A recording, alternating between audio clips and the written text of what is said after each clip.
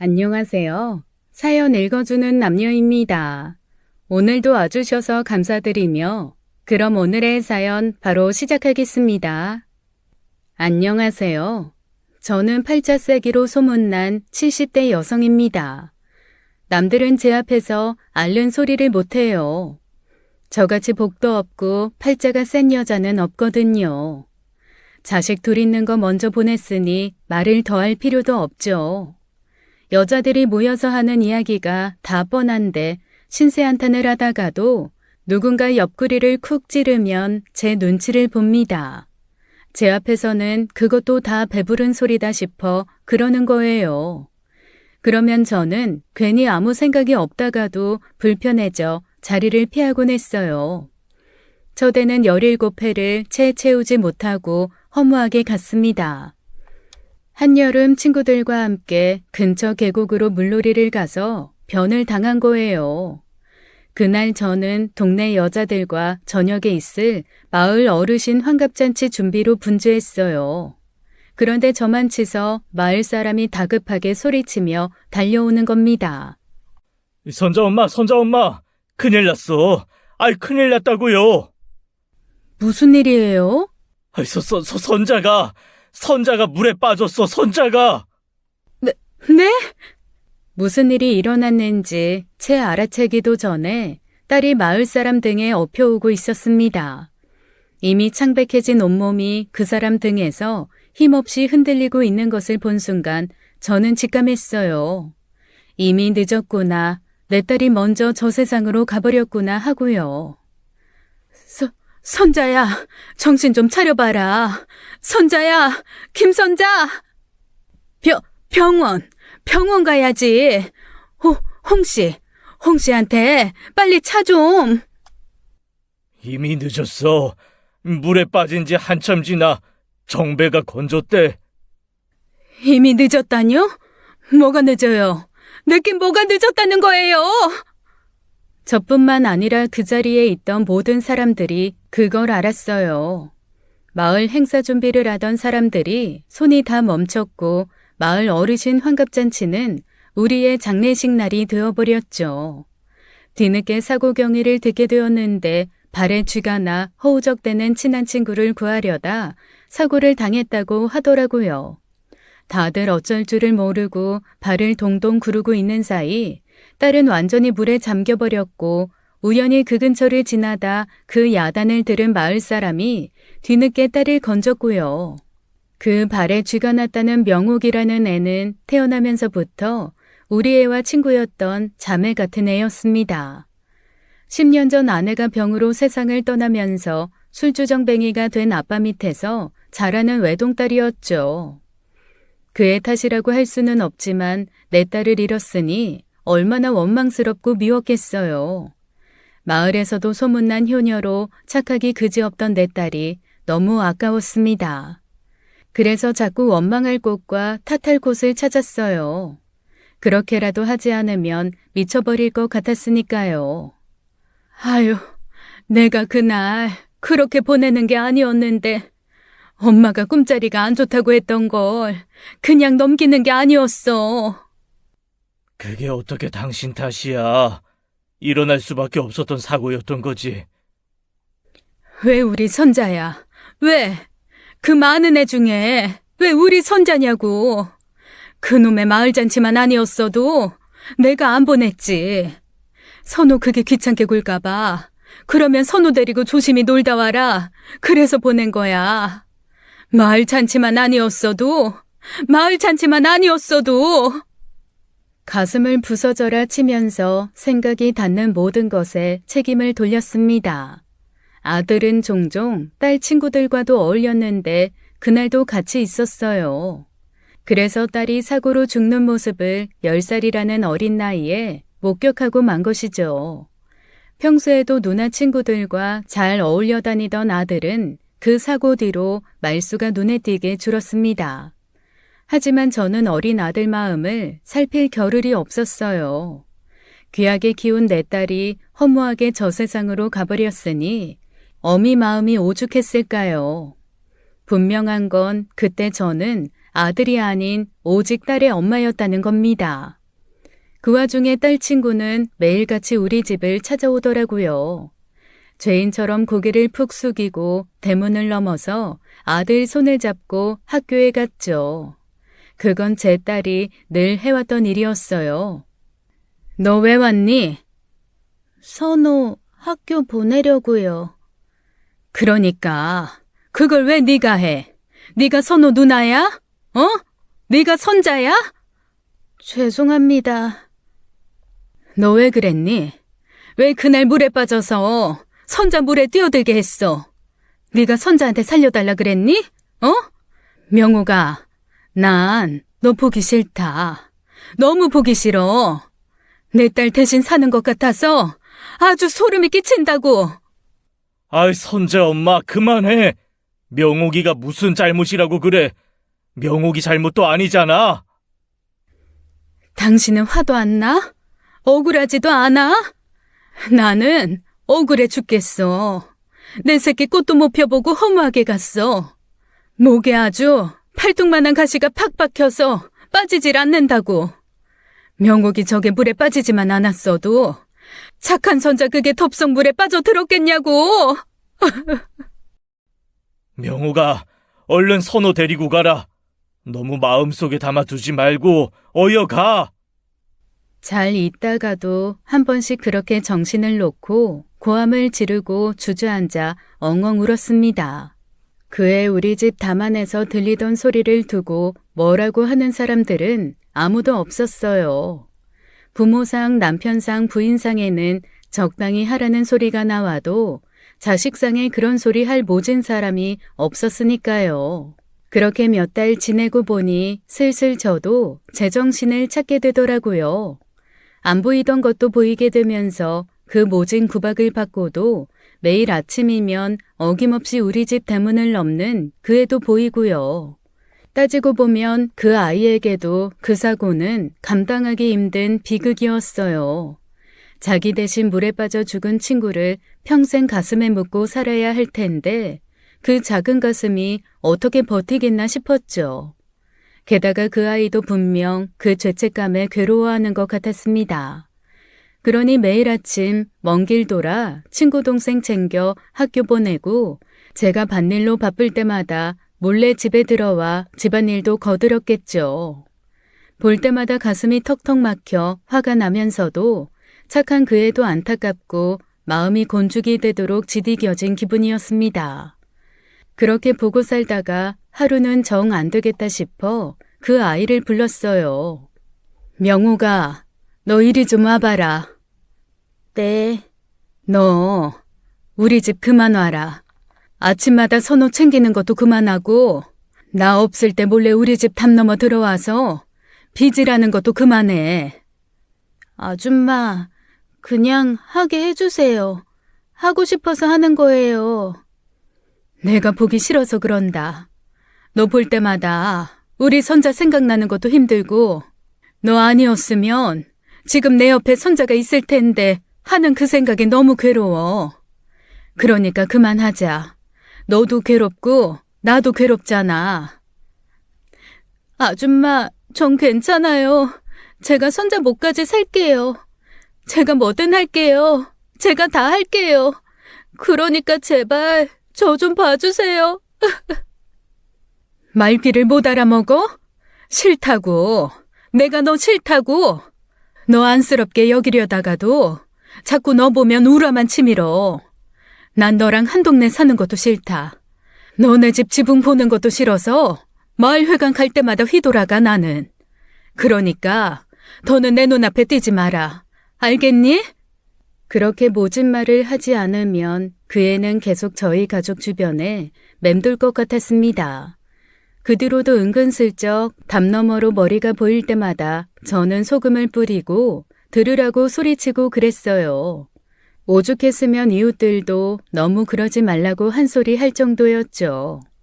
하지만 그렇지 않으면 저도 그 아이도 살 수 없었을 거라 생각했습니다. 서로 보고 살아서 좋을 거 없는 사이였으니까요.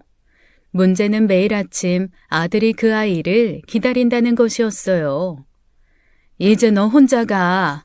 4학년이면 그럴 때도 됐잖아. 싫어. 명옥이 누나랑 갈 거야. 명옥이 누나 오라고 해. 이제 명옥이 안 와. 엄마가 못 오게 했어. 그러니까 너도 명옥이 찾지 마.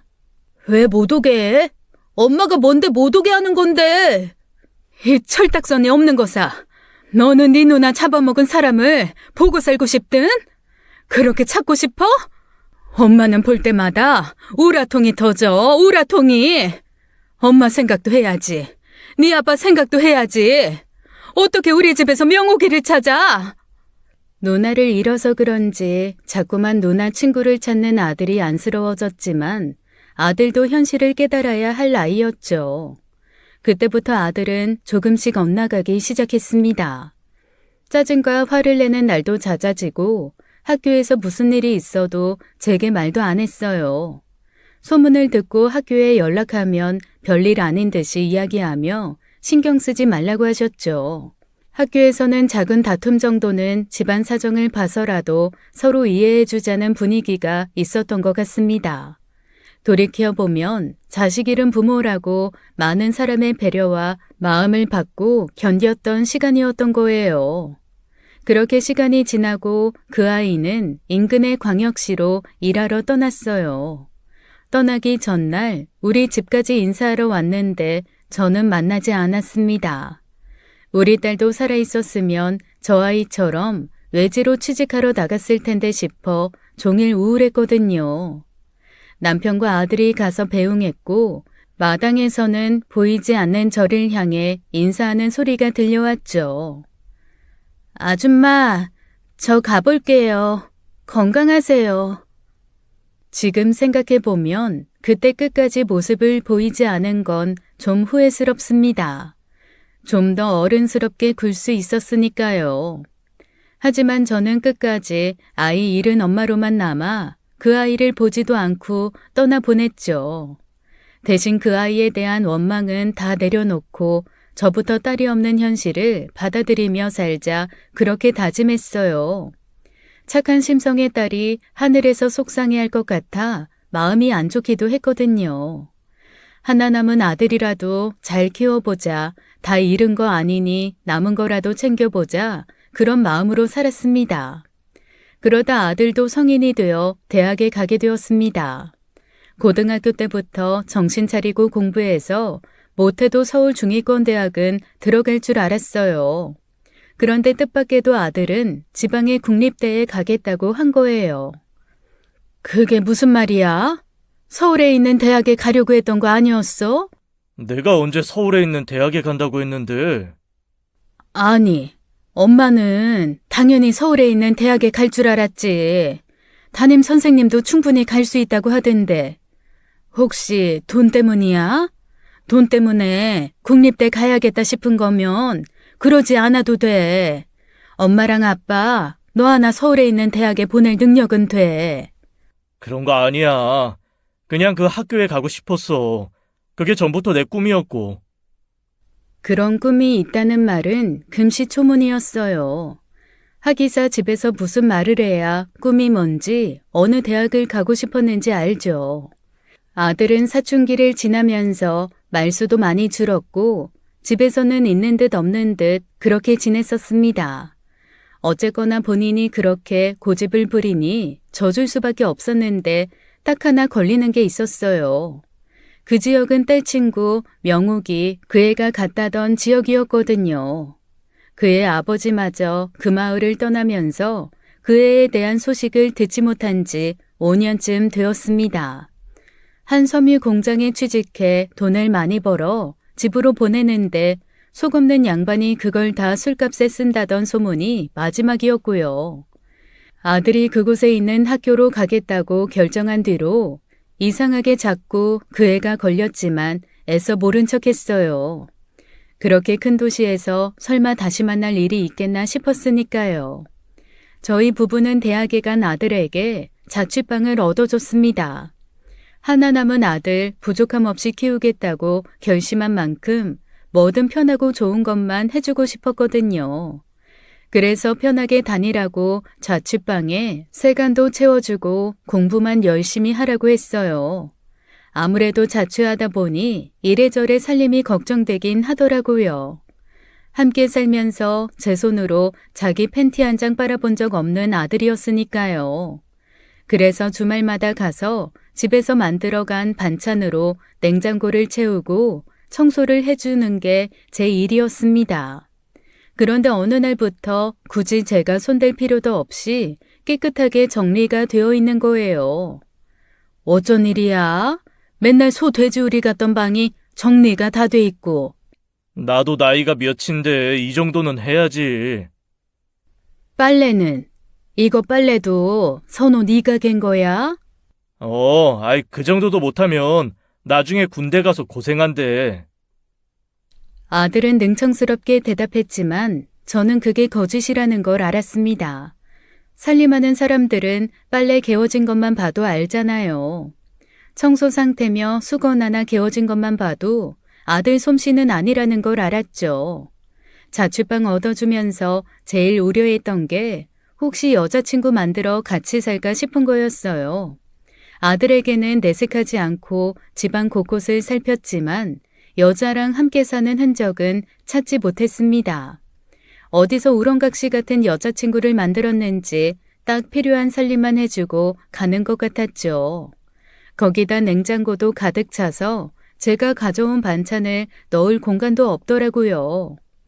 이 반찬은 어디서 났어? 엄마가 해준 거 아닌데. 친구 엄마가 주셨어. 친구 누구? 엄마가 말하면 알아. 있어. 같은 과 동기. 그래? 감사하네. 뭐 보답이라도 했어? 친구한테 밥 샀어. 신경 쓰지 마.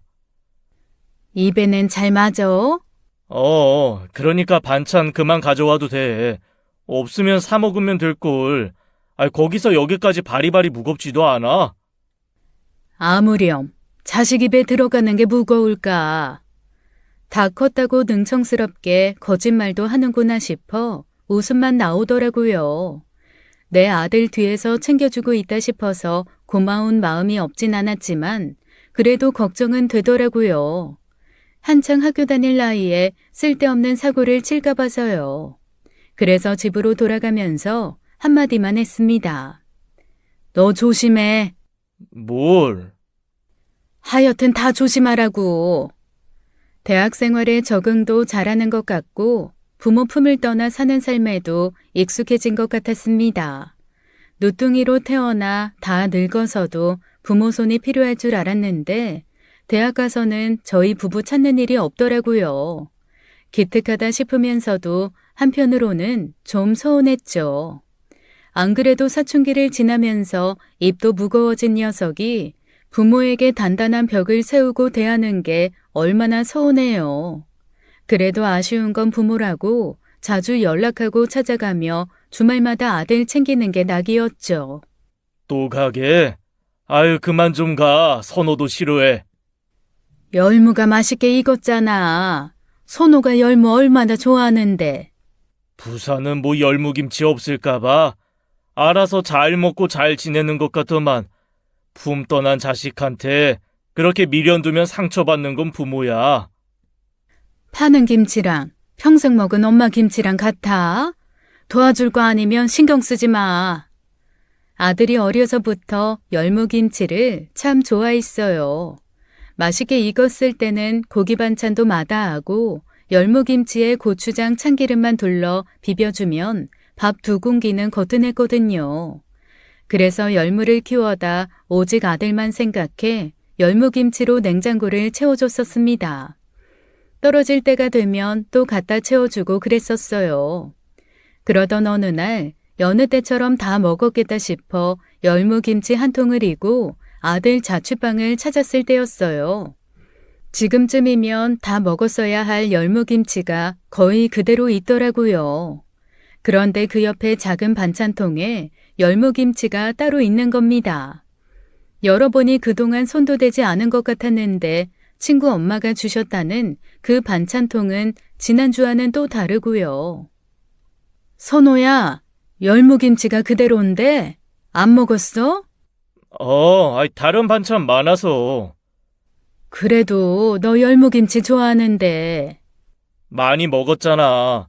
엄마가 매주 그렇게 왕창 가져다 주는데 지겨워질 만도 하지. 지겹다니. 그럼 이건 어떡해? 또 가져왔는데. 그냥 두고 가. 친구 주면 되니까. 아들 주려고 고생해 심어 기른 열무인데 아들이 그런 식으로 말하니 서운하더라고요. 처음으로 아들 자취방을 찾는 우렁각 씨가 좀 미워지는 순간이었습니다. 다 컸다고 엄마 반찬보다는 벌써 여자친구 반찬을 먼저 찾는 게 섭섭하기도 하고요. 그래서 그 우렁각 씨가 궁금해져서 아들 몰래 평일에 한번 찾아가 봐야겠다 싶었죠. 때론 호기심이 독이 되기도 하잖아요. 그때 아들을 만나러 가지 않았더라면 어땠을까 종종 그런 생각을 하기도 했지만 쓸데없는 생각이었습니다. 어차피 벌어질 일은 벌어질 테니까요. 아들에게 들키면 볼일 보러 왔다고 핑계댈 생각이었어요. 긴장된 마음으로 아들 자취방으로 갔는데 우연히 그 집에서 나오는 여자를 발견한 겁니다. 놀란 마음에 계단 벽 뒤로 몸을 숨기고 훔쳐보던 저는 너무 깜짝 놀라고 말았어요. 그 여자가 이상하게도 무척 낯이 익어 보니 세상에 딸 친구였던 겁니다. 저는 몸을 숨기고 있었던 것도 잊은 채 홀린 듯 나가 그의 앞에 나섰죠. 명옥이니? 아줌마, 여긴 어떻게...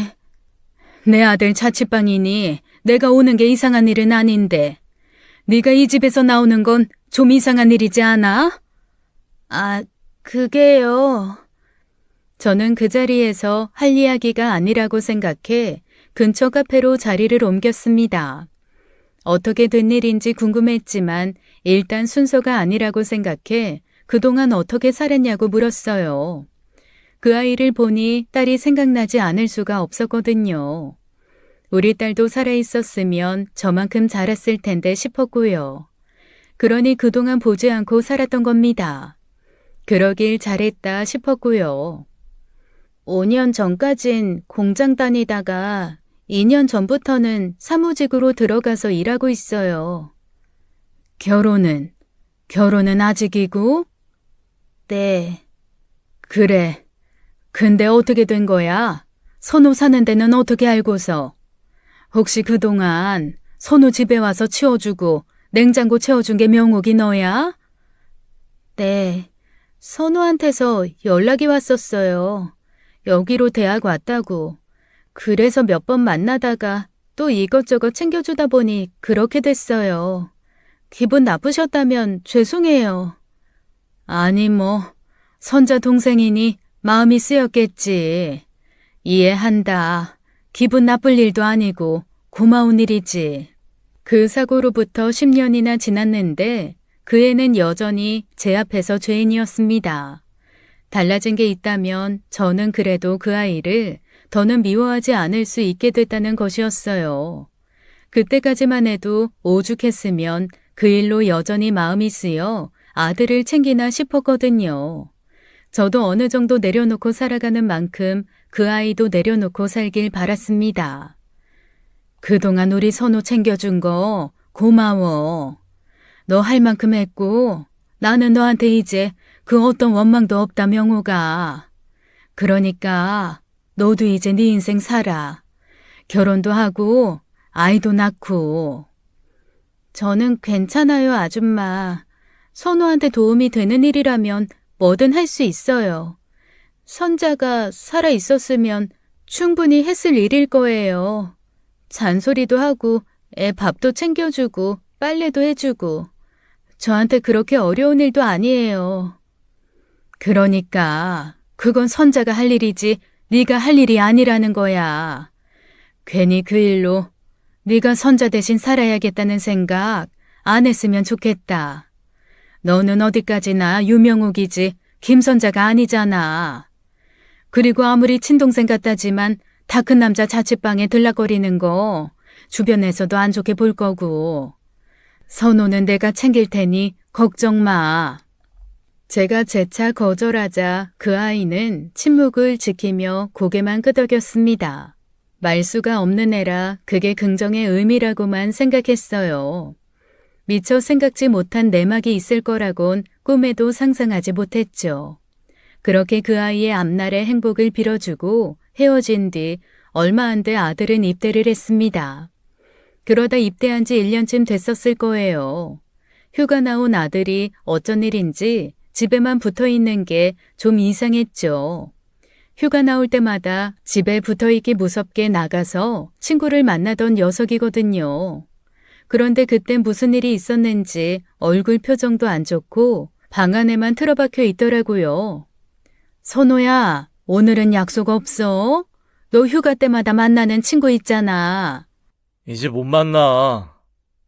이제 못 만난다니? 왜? 그 친구도 입대했어? 내가 차였어. 나 이제 못 만나. 차이다니. 그럼 그 친구라는 애가 여자애였어? 어이구, 장하다 장해. 여태 그럼 휴가 날마다 너만 목 빠지게 기다리는 나나 네 아빠는 두고 여자 꽁무니만 찾으러 다녔다는 거야? 아, 몰라. 이래서 자식 새끼 키워봐야 소용없다는 얘기가 나오는 거예요. 평생을 귀하게 금이야 오기야 키워봐야 뭐합니까? 결국 때 되면 여자 뒷공문이나 쫓아다니다 결혼할 텐데요. 영영 내 아들이길 바라는 건 욕심인 줄은 알면서도 섭섭한 마음은 어쩔 수 없더라고요. 뭐, 누군데? 어떤 앤데 그래? 누가 우리 아들을 찾는데? 아, 모른다고. 엄마한테 그 정도 얘기도 못해? 뭐 얼마나 잘났다고? 너가 인물이 빠져, 키가 빠져, 학교도 괜찮고 성격도 괜찮은데 너 마다하는 이유는 뭐래? 섭섭한 마음도 잠시 마음을 거절당했다고 하니 그 섭섭한 마음이 얼굴도 모르는 그 여자애한테 가더라고요. 내 귀한 자식 뭐가 부족하다고 퇴짜를 놓아 저렇게 섭섭한 마음이 들게 하나 싶어서요. 하지만 아들은 꿀먹은 벙어리가 돼선 더는 입을 열지 않았습니다. 그 여자애 아니면 친구도 없는지 결국 그 후로 휴가 나올 때마다 집에만 있다가 가더라고요. 나올 때마다 은근슬쩍 하나씩 캐물어서 얻은 거라곤 아들이 오랫동안 짝사랑했고 제대를 기다려달라 고백했다가 차였다는 것뿐이었습니다. 그 말을 들은 남편이 그러더라고요. 그럼 임마, 제대부터 하고나 이야기해. 어떤 여자가 부담스럽게 군인 기다려준다고 하겠어? 제대하고 졸업하고 좋은 직장 잡아서 다시 고백하면 되잖아. 그러다 다른 사람이랑 결혼하면 어떡해. 그럴까봐 기다려달라고 한 건데.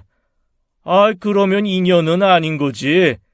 너가 그렇게까지 이야기했는데 그것도 못 기다려줄 사람이면 결혼할 필요 없어. 그리고 너 나이가 몇인데 벌써 결혼을 생각해? 여자도 좀 여러 만나보고 그러고 나서 필요 없어. 나는 그 사람 아니면 평생 혼자 살고 말지 결혼 안 해. 아들이 다시 고백한다고 해도 저는 달갑진 않았어요. 한번 내 자식 가슴에 상처 준 사람이다 싶어서 별로 내키진 않았거든요. 그런데 아들은 은근히 순정파로 그 애 아니면 안 된다고 딱 못을 박더라고요. 그러다 보니 대체 얼마나 잘난 애이길래 예쁘면 또 얼마나 예쁘길래 그럴까 싶어 궁금증만 커졌습니다. 문제는 제대 후였어요. 그 여자의 마음이 뜻대로 안 되는지 날이 갈수록 야위어가는 게 아니겠어요. 그 모습을 보는데 부모된 입장으로 얼마나 어처구니가 없고 안타깝겠어요. 그래서 아들에게 한 소리 했습니다. 선호야, 너 얼굴이 왜 그래? 밥도 제대로 안 먹은 거야? 왜? 그 여자애 때문이야? 대체 그 여자애가 뭐라고 너 몸까지 망가뜨려. 엄마는 신경 쓰지 말라고. 이게 다 누구 때문인데. 누구 때문이라니? 지금 그게 내 탓이라는 거야? 이제 하다 너 차인 것까지 네 엄마 탓이니? 다른 건 몰라도 이건 확실히 엄마 탓 맞아. 왜? 왜 그게 엄마 탓인데? 말 좀 해봐. 하도 기가 막혀서 개던 빨래도 집어던지고 물었습니다. 그러자 아들은 저를 노려보더니 한숨만 푹푹 내쉬더라고요. 이대로도 어물쩍 넘어가려고 하기에 나가려는 거 붙들고 다그쳤더니 아들이 하는 말이 가관이더라고요. 가긴 어딜 가? 그게 왜 나 때문이냐고. 뭐 시집될 수도 있는 집이 시골에서 농사지어서 싫대? 내가 언제 그걸로 문제 삼은 적 있어? 그럼 뭔데? 너가 지금까지 엄마 아빠한테 문제 삼은 것도 없잖아. 근데 갑자기 내 탓이라고 하면 기가 막히지 안 기가 막히겠어? 아이, 진짜? 엄마가 누나를 그렇게 구박했으니까 그렇잖아. 뭐? 구박이라니. 내가 누굴 구박했다는 건데? 내가 무슨 누나를... 순간 저는 말문이 턱 막혔습니다. 누군가 제 목을 순간적으로 콱 조이는 것만 같았어요. 아들은 실수했다는 듯 손으로 이마를 감쌌죠. 순간 무서운 생각이 든 저는 아들을 쳐다보기만 했습니다. 아이, 진짜? 아이, 나 좀 그냥 내버려둬. 잠깐만, 선호야. 누나라니? 내가 구박한 누나. 너 아니지? 너 지금 아니지? 하지만 아들은 대답하지 않았습니다. 기가 막힌단 말밖에 안 나오더라고요. 제가 평생에 아들 입에서 누나라고 할 만한 사람을 구박한 건 딸 친구인 명옥이 그 애밖에 없었으니까요. 어차피 나 안 받아준다고 했으니까 걱정 마. 너 진짜 미쳤어. 미쳤어. 저는 정신을 차리고 아들 등짝을 후려쳤습니다. 아들은 묵묵히 맞고만 있는데 애꿎은 제 속만 터지더라고요. 어떻게 명옥이를 마음에 품어? 너 제정신이야? 어? 안 되겠다. 내가 명옥이 만나서 얘기를 해야지. 너랑 무슨 얘기를 하겠니? 아이, 진짜 하지 마. 누나는 나 받아준 적 한 번도 없어. 내가 일방적으로 좋다고 쫓아다닌 거라고.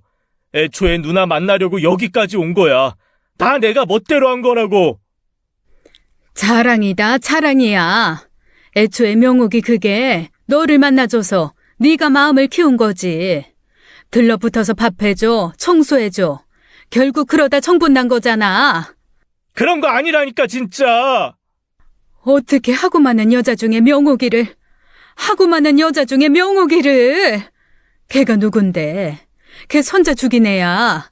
걔 네 누나 죽인 애라고. 그런 거 아니야. 그 소리 좀 그만해. 누가 누굴 죽여, 누가 누굴. 그거 사고야. 어쩌다 보니까 일어난 사고라고. 아이고, 이래서 자식 새끼 키워봐야 하나 소용없대지. 이제 그 애를 편드니? 누나 잃은 애미 앞에서 누나 죽인 사람을 편들어? 누나, 명옥 누나 때문에 죽은 거 아니야. 그거 나 때문이라고. 그때 아들은 갑자기 무서운 눈으로 저를 쏘아보며 소리를 질렀습니다. 그리고 그 눈에는 금세 눈물이 가득 차올랐어요. 아들의 전에 없던 행동과 알 수 없는 말에 저는 또 한 번 말문이 막혔고요. 엄마도 나도 명옥이 누나한테 평생 사죄하면서 살아야 돼. 엄마, 명옥이 누나한테 그러면 안 되는 거였다고. 그게 무슨 말인데? 말을 알아듣게 해야지. 그게 왜 네 탓인데? 명옥이 그게 발에 쥐가 나서. 나야. 뭐? 그거 나였다고. 명옥이 누나가 발에 쥐가 났던 게 아니라 내가 쥐가 났었어. 누나가 깊은 데는 절대 들어가지 말라고 했었는데 내가 할 수 있다고 멋대로 들어갔다가 일어난 사고라고. 너 지금 그게 무슨 말이야? 선호 너가 사고가 났었다고? 그러니까 선자가 너 구하려다 그렇게 됐다는 거야? 나 때문이었다고. 다 나 때문에. 엄마 논리대로라면 누나 죽인 거 그거 나라고. 믿기지가 않았습니다. 사고 전말에 대해 의심해 본 적은 한 번도 없었어요. 그때 함께 계곡에 올라갔던 애들이 다 똑같은 증언을 했으니까요. 크게 한 대 얻어맞은 기분으로 멍하게 서 있던 사이 아들은 울면서 집을 나가버렸습니다. 그러고도 혼자 한참 방 안에 앉아 있었어요. 여전히 이해가 되지 않았거든요. 아들이 물에 빠져 죽을 뻔한 것을 딸이 구하려다 그렇게 된 거라면 그 애는 대체 왜 그 사실을 다 뒤집어 쓰고 나머지 애들은 왜 진실을 침묵했을까요? 늦은 밤 집으로 돌아온 저는 이웃에게 전화를 걸었습니다. 그 사고 당시 함께 있었던 아이의 집이었죠. 아이 부모에게 양해를 구하고 아이에게 연락해서 물었어요. 희정아, 나 선자 엄마. 아, 아줌마 안녕하세요. 어쩐 일이세요? 갑자기. 잘 지내지? 다름이 아니라 내가 희정이 너한테 뭐 좀 물어보려고. 14년 전에 사고 말인데 선자 사고. 아, 네. 내가 최근에 이상한 소리를 들어서 아줌마는 그날 사고가 명옥이 때문에 난 사고라고 알고 있었거든? 근데 그게 아니라던데. 조심스레 묻는 말에 수화기 너머에는 불편한 침묵이 이어졌습니다. 제가 다시 입을 열려던 순간 대답이 돌아오더라고요. 그건 그냥 지금 아시던 대로 아시면 될 것 같아요. 응? 그게 무슨 말이니? 아줌마는 진짜 이유를 알고 싶은 거야. 제가 할 수 있는 얘기는 아닌 것 같아요. 선호나 명옥이한테 들으셔야 할 말 같아요. 그때 있었던 저희는 명옥이가 하자는 대로 하기로 약속한 거라서요. 그건 이미 대답이나 다름없었습니다. 가슴이 2번 무너지는 것 같았어요. 그 애는 끝까지 제게 진실을 이야기해주지 않았고 명옥이한테 물어보라며 회피했죠. 그러니 제가 그 애를 찾아가지 않을 수가 있을까요? 그럼 명옥이 연락처라도 알려달래서 연락처 받아 만나러 간 거죠. 이미 희정이한테 들었는지 나오면서부터 낯빛이 좋지는 않았습니다. 나 왜 만나자고 한지 알지? 네. 근데요, 아줌마. 대답이 달라지진 않을 것 같아요. 그날 사고는 저 때문인 게 맞고 선자는 저 때문에 그렇게 된 거예요. 이미 그게 아니란 소리를 들었는데 어떻게 그렇게 생각하니? 진실을 말해줘. 선호는 자기 때문이라는데 그래서 나도 저도 너한테 사죄하고 살아야 한다는데. 아니요. 선호 때문이 아니고 아줌마도 선호도 저한테 사죄할 필요 없어요. 그냥 그렇게 알고 계시면 돼요. 명호가 내가 몰랐으면 몰랐지 알게 된 거잖아. 그러면 차초지종을 얘기를 해줘야지. 끝까지 숨길 셈이니? 나 여러 날 생각했어. 근데 아무리 생각해도 이해가 안 가서 그래. 그게 사실이라면 대체 너는 무슨 생각으로 그렇게 한 건가 싶어서. 그냥... 명호가 그냥이라는 건 없어. 선호 때문에 죽은 선자를 왜 너 때문에 죽었다고 한 거야? 내 원망 평생 들을 거 알면서 왜 사서 원망을 샀냐고. 제가 재차 묻자 그 애는 결국 어렵게 입을 열었습니다. 그리고 오래 묻혀있던 진실에 저는 할 말을 잃고 말았죠. 처음엔 놀란 선우 얼굴 보고 저도 모르게 그렇게 거짓말이 나왔어요. 애가 너무 놀래서 혹시나 너무 큰 자책할까봐. 어른들까지 속일 생각은 없었는데 나중에 생각해보니 그렇게 하는 게 낫겠다 생각이 들었고요. 아니, 어째서 솔직하게 말했으면 내가 너한테 그렇게 모진 말 했겠어? 물론 솔직하게 말했더라면 아줌마 원망은 사지 않았겠죠. 하지만 선호는 평생 힘들었을 거예요. 선자도 그렇게 됐는데 선호 때문이라는 거 알았더라면 아줌마도 아저씨도 더 힘들었을 거고 부모도 사람인데 괜히 원망할 수도 있잖아요. 멀쩡한 자식 하나는 남겨둬야죠. 기가 막혔습니다. 그러니까 그 애는 우리 가족을 위해 자기가 모든 원망을 뒤집어 쓴 것이었어요. 저도 고작 17 고등학생밖에 안 됐으면서 평생 죄책감 짊어지고 살아야 할 친구 동생과 친구 동생을 원망해 살다 자식 둘을 잃을지도 모르는 저희 부부를 걱정해 그런 것이었죠. 세상에 그런 애가 어딨습니까? 아무리 착하다고 해도 그렇지 그건 착한 게 아니라 착해 빠진 거예요. 어떻게 자기 인생 평판을 던져놓고 그것을 뒤집어 쓰나요? 황당하기도 하고 기가 막히기도 했지만 미안한 마음에 비하면 아무것도 아니었습니다. 평생 마음으로든 뭐든 아들한테 했어야 할 원망을 그 애가 전부 받았던 거니까요. 미안해하지 마세요. 제가 좋아서 한 거예요.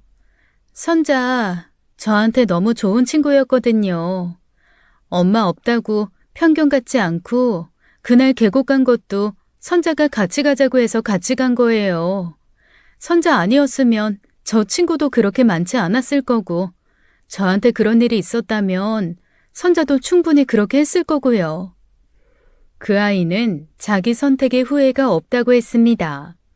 다시 그때로 돌아가더라도 똑같은 거짓말을 할 거라고 그러더라고요. 그런 아이에게 제가 무슨 말을 할 수가 있겠어요. 그저 미안하다 그 말밖에 없었죠. 남편도 그 사실을 알고 큰 충격을 받았습니다. 남편은 저만큼 그 애를 대놓고 원망하지 않았는데도요. 나중에 아들을 불러다 물었더니 그제야 울면서 그러더라고요. 누나가 그렇게 뒤집어 써줘서 숨어서 살았어. 나 때문에 그런 거 아니다. 외면도 했고 학교 갈 때마다 울었어. 그럴 때마다 명옥이 누나가 나 때문 아니라고 누나 때문인 게 됐으니까 누나 때문인 거라고 그렇게 말해줬어. 그때는 어려서 그렇게 이야기해주니 살만했는데 잘하면 잘할수록 누나가 무슨 심정으로 그랬는지 알 것 같았어. 미안했어. 너무 미안해서. 그래서 대학도 명옥이 있는 지역으로 간 거였어? 미안한 마음에? 처음엔 그게 맞아. 근데 그게 전부는 아니야. 그거랑 별개로 착하고 다정해서 좋았어. 하나하나 다 챙겨주는 것도 고마웠고. 엄마 생각해봐. 내가 평생 살면서 누나만큼 나를 위해줄 사람을 어디서 만나겠어. 그래도 그거랑 그거는 다르지. 어떻게 보면 나 대신 힘들게 산 건데 나 때문에 힘들었던 시간도 보상해주고 싶고. 그러니까 나 말리지 마. 누나가 받아줄 때까지 나 절대 누나 포기 안 해. 그야말로 첩첩산중이었습니다. 아들이 머리가 좋은 거였어요. 오래전 사고의 진실을 이야기했으니 제가 어떤 이유가 됐던 그 애에게 뭐라고 이야기하겠어요. 그 아이 심성 착하고 고운 거야 저도 잘 압니다. 하지만 아들이랑 무려 7살 차이예요. 딸도 7살이면 고민될 판에 아들을 어떻게 7살 연상한테 장가를 보내겠나요? 아무리 고민을 해봐도 그건 아니다 싶어 그 아이를 만나 사정했습니다. 그랬더니 그 아이가 그러더라고요. 무슨 걱정하시는지 알아요. 제가 선호 마음 받아줄 일은 절대 없을 테니까 걱정 마세요. 선호, 더 좋은 사람 만나야죠. 미안하다. 이런 소리까지 해서. 너한테는 미안한 게 많아, 명호가. 말씀드렸잖아요. 저한테 미안해하지 않으셔도 된다고요. 다 제 선택이었어요. 아줌마가 좋은 선자리 알아봐 줄게. 선호 저거랑은 아주 비교도 안 되게 괜찮은 사람. 차라리 나이가 있는 그 애가 빨리 결혼이라도 했으면 싶었습니다. 그 애도 선봐서 결혼할 거라고 했었고요. 그때까지만 해도 그 애와 우리 집안이 그렇게 지독한 인연으로 엮일 줄은 몰랐어요. 어느 날 아들 자취방에 갔는데 아들이 학교도 안 가고 다 죽어가는 거예요. 보아하니 며칠째 밥도 먹지 않고 시위하듯 단식 투쟁을 하고 있었던 겁니다. 너 미쳤어? 명옥이는 너 아니라잖아. 너 그냥 동생이라잖아. 너 남자로 싫다는 애한테 왜 목을 매는 거야? 누나 결혼한대.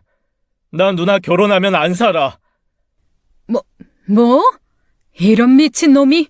너 그게 지금 엄마 앞에서 할 소리야? 이판사판이야.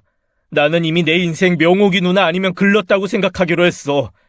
누나가 있어야 내가 행복해. 내가 살 것 같다고. 그래, 차라리 그래라. 네 누나 앞세워 가슴에 묻고 사는 네 애미 앞에서 그딴 소리나 하는 자식? 나도 필요 없어. 그러니 너 알아서 해. 집으로 버스를 타고 오는 동안 얼마나 울었는지 몰라요. 자식 하나 있는 건 허무하게 가버리고 겨우 하나 남은 자식은 속을 썩이니까요. 그 애가 내 자식 좋다고나 하면 또 모르겠습니다. 그 애는 별 생각도 없는 것 같은데 그러니 그저 기가 막힐 일이죠. 그런데요, 남녀 관계라는 게 참 알다가도 모를 일이더라고요. 평생 누나 동생 했던 사이인데다가 7살 차이면 어떻게 정분이 날까 싶었는데 그게 불이 붙더라니까요. 물론 그 배경에는 아들의 끈질긴 구애가 있었겠지만요. 어느 날 느닷없이 그 두 아이가 저희 부부 앞에 무릎을 꿇고 앉아 있는데 저는 그냥 할 말이 없었습니다. 잘 살게. 누구보다도 잘 살게. 앞으로 효도하고 더는 엄마 아빠 실망시키는 일 없게 할게. 아니, 너는? 그래도 가만히 두고 볼 수만은 없어 뭐라도 한마디 하려는데 남편이 제 손을 잡더라고요. 그래. 너희들이 그렇게 결정했다니 우리가 뭐라고 하겠냐. 선우 너는 졸업도 아직 안 했는데 어쩌려고 지금 결혼하겠다는 거야. 졸업하는 대로 결혼식 올릴 거야.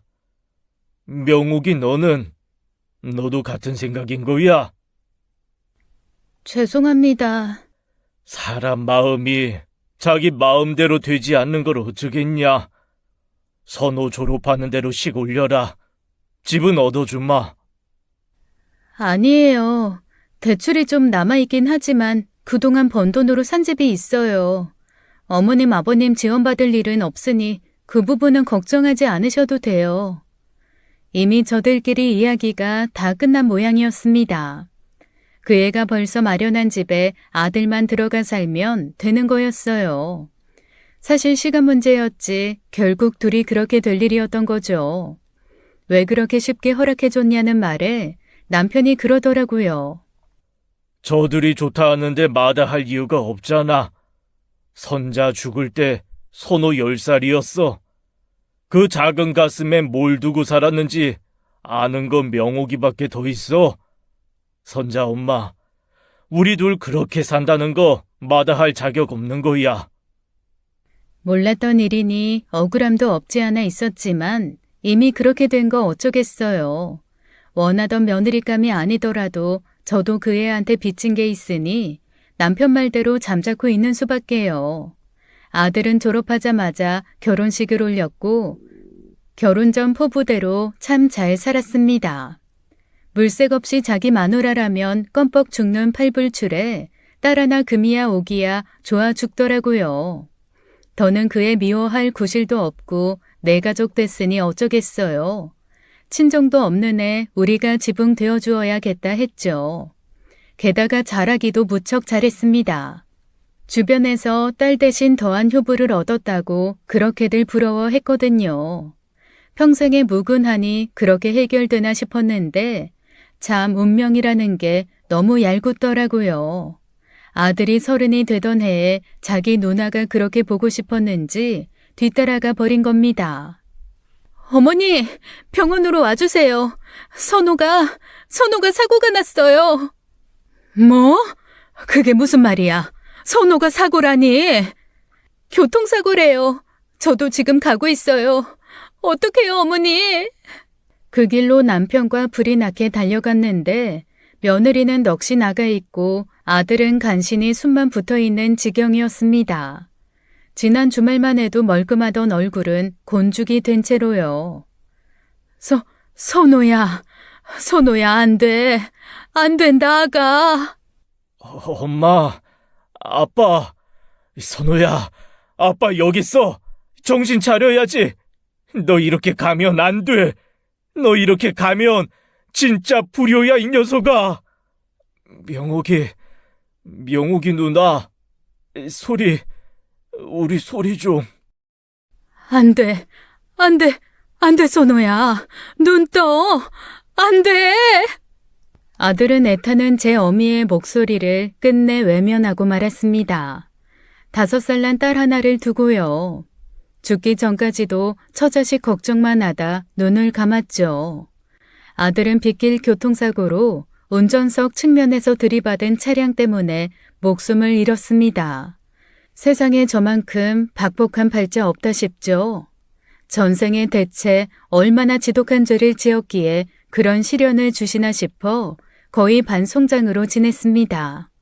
저희 부부도 저희 부부지만 며느리는 오죽했을까요?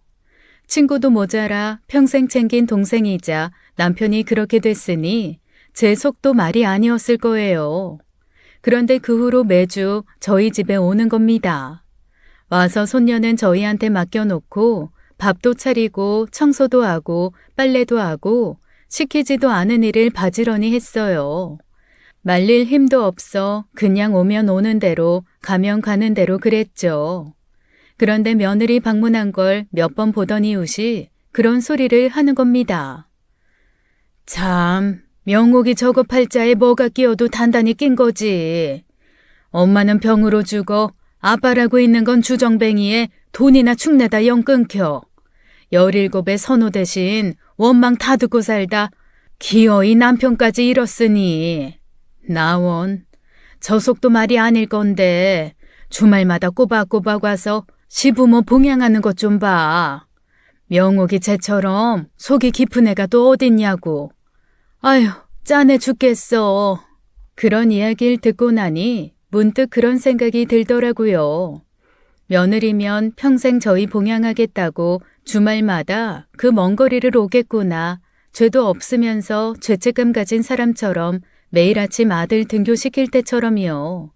저는 며느리한테 그런 고생을 시키고 싶지 않았습니다. 딸 때문에 오랫동안 원망 듣게 한 것도 미안한데 명이 짧은 내 자식들 때문에 또 고생하는 꼴을 어떻게 봐요. 처음에야 나이 차이니 뭐니 해서 반대했지 우리 며느리로 들어와서 정말 잘했거든요. 나이 40도 안 된 과부 며느리 붙들고 살고 싶은 사람이 어디겠습니까? 그냥 오지 말라고 하면 안 올 게 뻔하고 설득해봤자 통하지도 않을 것 같아 결국 모질게 대할 수밖에 없었어요. 소리 엄마 너 이제 그만 와라. 네? 어머니 왜 그러세요? 제가 못 올 때 오는 것도 아닌데요. 이제 못 올 때 됐지. 선호가 있어 누가 있어. 자식 죽으면 사위고 며느리고 다 땡이야. 그러니까 그만 와라. 어머니, 갑자기 왜 그러시는데요? 제가 뭐 불편하게 해드린 거 있어요?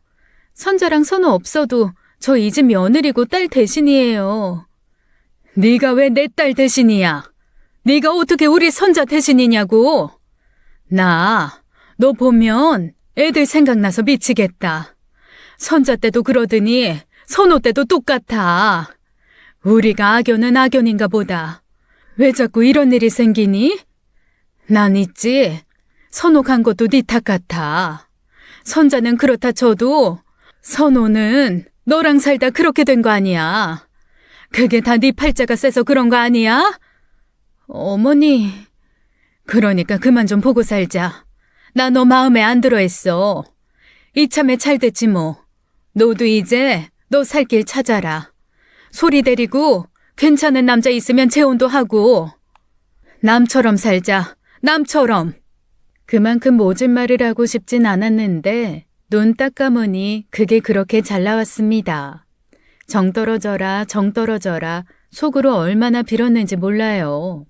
그렇게 몇 차례 신랑이 끝에 며느리와는 연이 끊겼고 저희 부부는 오로지 둘만 남았죠. 사계절 아무리 시간이 지나도 우리 부부를 찾아올 사람이 없이 외로이요. 자식이란 게 처음부터 없었으면 모를까 둘이나 있던 자식이 그렇게 됐으니 그 허전함은 말로 다 할 수 없었습니다. 그렇게 10년을 살다 남편도 저두고 먼저 떠났어요. 애들이 보고 싶었는지 가난 판정을 받은 지 1년도 못 버티고 그렇게 매정하게 가버리더라고요. 자식도 앞세워 남편도 앞세워 며느리한테 팔자가 세다고 했지만 저만 할까 싶었습니다. 넋을 놓고 장례식장에 앉아 있는데 저만 치서 교복을 입은 여자애 하나가 오는 거예요. 저는 그 순간 환영이라도 보는 줄 알고 소스라치게 놀랐습니다.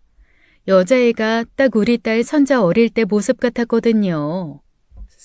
선자야! 할머니! 어? 소리냐?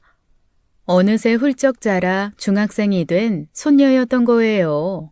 더러 고모 닮아 태어나기도 한다더니 어쩜 그렇게 닮았는지 마치 딸이 환생한 것만 같았습니다. 너무 어려서 헤어진 탓에 손녀는 저를 잘 기억하지 못했어요. 그런데 자라면서 며느리가 그렇게 이야기를 많이 했다더라고요. 아빠와 할머니, 할아버지 자랑 듬뿍 받고 자랐다면서요. 손녀 뒤로 며느리가 들어오는데 며느리는 살짝 목례만 하더니 누가 시킨 것도 아닌데 상복부터 찾는 겁니다. 그리고 몇 안 되는 조문객을 그 애가 다 받았어요. 말릴 힘도 없고 솔직히 말해서 그게 너무 눈물나게 고마워 장례식 때는 제대로 마주보고 이야기도 못했죠. 며느리는 그저 해야 할 일을 한다는 듯이 저는 저대로 알았다는 듯이 그렇게 아무 말도 없었어요. 정신없이 상을 치르고 나서야 집에 가서 마루에 앉아 불었죠. 잘 지냈어? 소리 참 예쁘게 잘 키웠던데 어떻게 온 거야? 희경이한테 소식 들었어요. 혹시나 집에 무슨 일 생기면 전해달라고 그렇게 부탁했었거든요. 희경이 부모님도 아직 여기 사시잖아요. 그랬어. 그랬구나. 남편은? 사람 마음이 참 간사해요. 새 시집 가서 잘 살길 바라는 마음에 모질게 내쫓아 놓고 내심 혼자였으면 하더라고요. 그 마음이 부끄러워진 순간 며느리가 그러더군요. 저 재혼 안 했어요. 제 주제에 무슨 재혼이에요. 저 소리 하나만 있으면 그만인데요. 어? 그래도 여자 혼자 애 키우고 살기 힘든데 소리도 아빠 없이 자라는 거 힘들 거고. 그래서 제가 더 열심히 살았어요. 남자 찾아 의지하지 않으려고. 그리고 소리도 아빠 없어 서러운 일 없게 제가 부족하지 않게 잘 키웠어요. 저희 잘 지냈어요, 어머니. 그래. 다행이다. 다행이야. 그 사람 이렇게 빨리 갈 줄 알았으면 소리 한번 보고 갔으면 좋았을 건데. 실은 한 달 전에 뵀었어요. 어? 선자 아빠가 소리를 봤어? 어떻게? 희경이한테 아버님 소식 듣고 제가 먼저 아버님께 연락드렸었어요. 소리랑 만나서 식사도 맛있게 하시고 용돈도 주셨어요. 그 말을 듣는데 눈물이 왈칵 쏟아지더라고요. 생각지도 못하게 뒤에서 남편 챙겼다는 얘기에 고맙기도 또 어찌나 고마운지요. 처음으로 며느리 안아주며 고맙다, 신세 많이 졌다, 그렇게 진심을 전했습니다. 그런데 그게 매주 또 찾아오더라고요. 그 애가 그래요. 지겹지도 않은지 10년 주기로 그 짓거리를 또 하더라고요. 근데 저도 나이가 먹고 마음이 약해져서 그런지 솔직히 며느리랑 손녀가 매일 찾아오는 게 싫지 않았습니다. 그래도 이건 아니다. 한 달에 한 번이나 와라. 그렇게 이야기했더니 며느리가 그러더라고요. 맞아요. 솔직히 주말마다 여기까지 버스 타고 터미널로 또 마을버스 타고 여기로 힘들어서 못 해먹겠어요. 그렇지. 그러니까 그만 좀. 그러니까 이제 어머니가 오세요. 어머니만 저희 집으로 들어오시면 될 일이잖아요. 뭐? 이제 좀 져줄 때도 되지 않으셨어요? 제가 모실게요. 저랑 같이 살아요. 세상 천지에 이제 저도 소리 없으면 아무도 없는데 어머니나 저나 같은 처지에 이러고 사는 거 너무 손해잖아요. 아니, 그래도 내가 어떻게 너한테... 저한테 뭐요? 저는 어머님한테 딸이에요. 선자고 선호해요.